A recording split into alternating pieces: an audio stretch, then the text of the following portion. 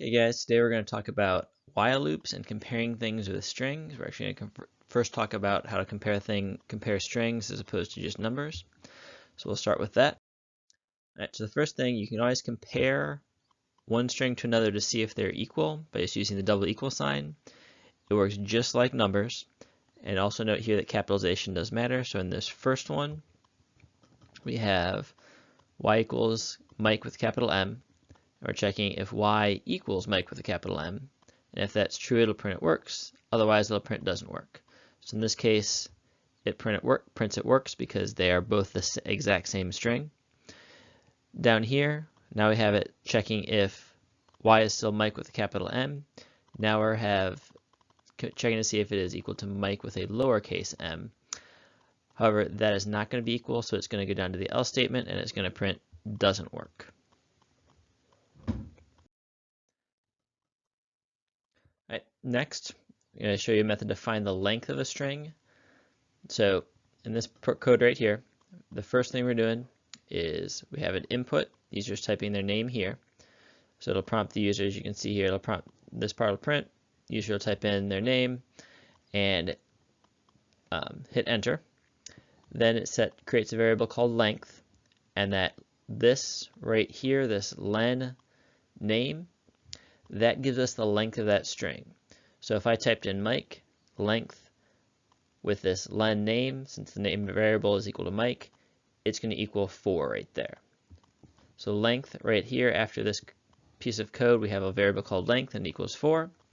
And then we print your name has, we got to convert it to a string since it was an int, and then that many letters. So Mike has 4 letters.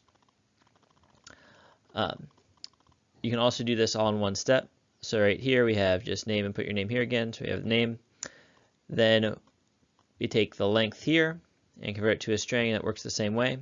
Also notice that it's going to count spaces. So if I put in Mike T, it'll say it has 6 letters. All right, so now we can find a letter at a specific spot in the string using a just whatever the string is followed by a bracket. So again, we're having someone input their name, creates a variable called name, and it'll be whatever the user inputs there. First letter, name bracket 0 gives us the first letter because all of the strings will start with the number 0. So if you had, again, Mike, the numbers of the letters would be 0, 1, 2, and 3. That's important to remember. So then we have create a variable called first letter. That's going to be the first letter, so this is right now M if we put in Mike, and this is going to be a lowercase I, because remember the capitalization still does matter. So then it prints off the first letter of your name is M, second letter of your name is I. Alright, so let's talk about while loops. So a while loop executes anything that has a condition. So in this case, the condition as long as y is less than 6. Has a condition, and as long as that condition is true, it'll keep going through the while loop. So in this case, we start with y equals 1. So y is less than 6. We print y. So that's that first one right there. Then this piece of code right here adds 1 to y each time. And notice they're both indented, so they're both inside the while loop. So it adds 1 to y. So y now equals 2. I'm just going to write that 2 now. Goes back to the top, y is still less than or equal to 6. We print y again, so we print 2. Add 1 to y, so y now becomes 3. Still less than 6, so we print y again, so that prints 3. Add 1 to y, and y becomes 4.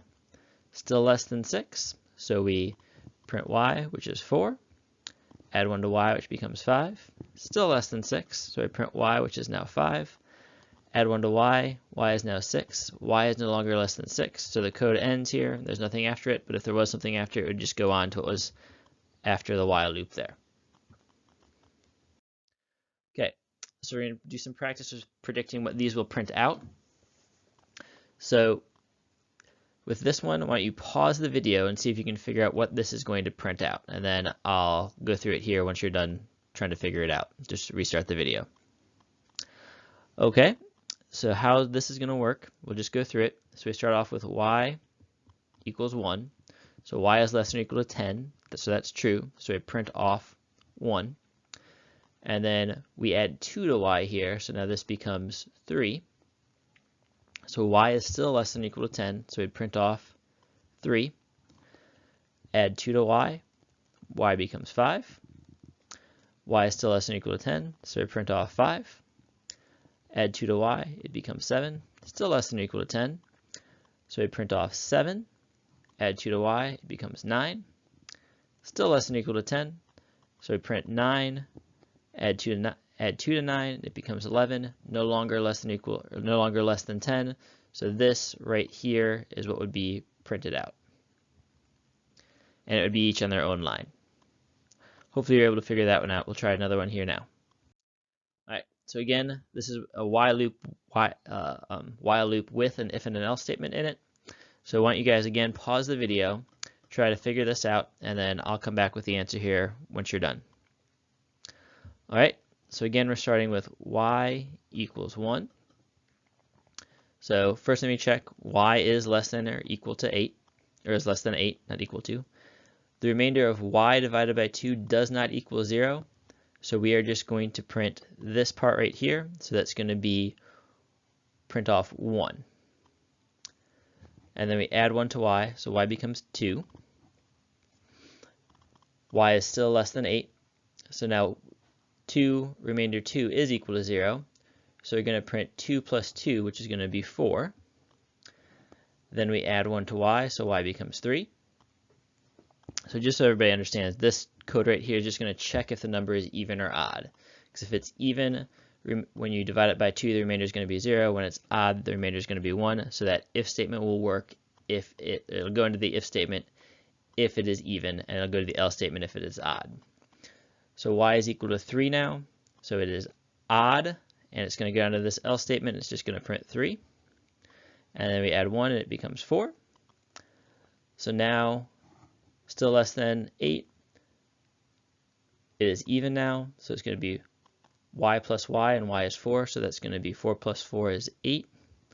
And then we add 1 to y, so y is now 5. Odd, so it goes to the else statement, so we just print off 5, and add 1 is now 6. Still less than 8, it's even, so this is going to be 12 right here, because we're printing y plus y. Add 1 to y, becomes 7.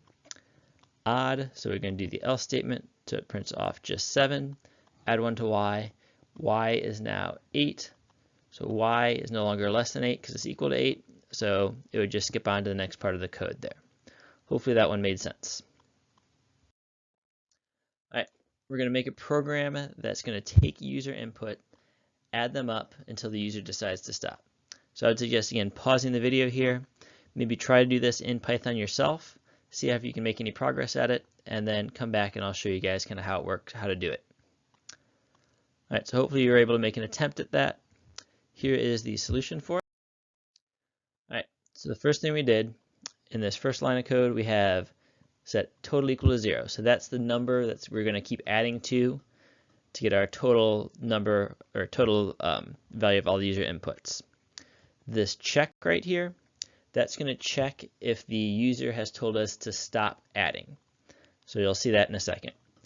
So we're going to say while check equals y. So as long as check is equal to y, we're going to keep going through this while loop. So the first thing we do is prompt the user for a number right here. And again, we have to make an int, so it adds up. Knocked over my microphone. When we prompt the user for a number for something, it's a string unless we tell it to be an int first. So this so that's going to give us a number, and it's going to set that number the user types in equal to x. So now in this piece of code right here, that total we started with up there, total is going to equal whatever the total was before plus whatever the user typed in as x. Next thing, we're going to set check equal to input, and we're asking the user, would you like to add another number, yes or no? If they type y, check capital Y, check still equals y, and it goes through this again. Prompts number for another number. X is going to now become whatever number the user typed in. It adds x to the total. Adds x to the total. And so that's going to keep adding up. And then once the user types in n, is what we tell them to do, but if they type in anything other than capital Y, it's going to skip to this last part. So this is an example of what could happen here. Type a number, user types in 5. So our running total would just be 5 here. They type in capital Y for another number, 2. So now our total is 7. Type in Y for another number. Type in 7. Now our total is 14. Type in N, but again, that could be anything other than capital Y. And then it prints off what our total is from this last line of code. Hopefully that made sense to everybody. All right. Just a couple other things about while loops. The command break will stop the while loop and skip to the end of the program, or to the part of the program after the while loop. So in this code right here, we start with I equals 1. So while I is less than 6, so I is currently less than 6, we print I. So we'd print 1 right there. If I is equal to 3, we break. I is not equal to 3, so it keeps going. This I equals I plus 1, or I plus equals 1 is the same as saying I equals I. Keep messing that up. Start over on that. So I plus equals is the exact same thing as saying I equals I plus 1. So you'll see that sometimes it's just a shorthand way of doing that. So now we started with I equaled 1. We added 1 to it, so now I equals 2. I is still less than 6, so we print I. So we print off 2. I is not equal to 3, so we skip that if part and go down to the I plus equals 1. So we add 1 to I now equals 3. So we print 3. I does equal 3 now, so we go to this break command, and that break command means we just get out of the whole while loop right here and go to the end. So once we see that break command, we just go to whatever is after the while loop, and that just prints end of program. Again, hopefully that made sense. So that's what break does. It just stops the while loop as soon as it sees that piece of code and goes to the next part. All right. So continue will make you go back to the beginning of the while loop whenever you see that command. So let's go through this again. So we start with I equals 0, which I'll show you here in a second. Because of how the continue command works, we have to start with I equals 0 because we have to put I equals I plus 1 before the continue command. So we have I equals 0, we add 1 to I does not equal 3, so we print I. So I is currently equal to 1. It started at 0, so we print off 1.